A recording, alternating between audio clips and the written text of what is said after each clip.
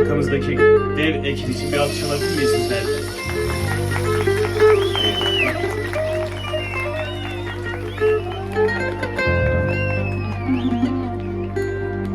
Ezizim Erzurum'a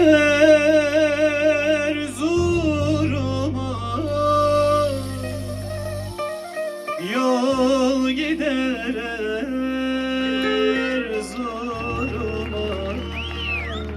sar gelir.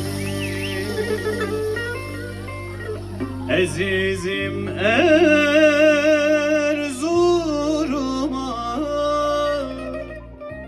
yol gider Erzurum'a sar gelir. Verseler yâri bana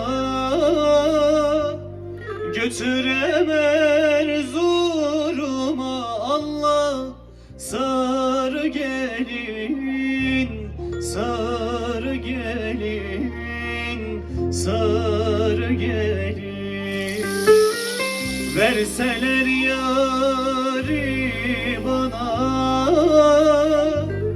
götürem Erzurum'a, Allah sar gelin, sar gelin, sar gelin. Erzurum çarşı pazar, Leylim aman aman, Leylim aman aman, sar gelin.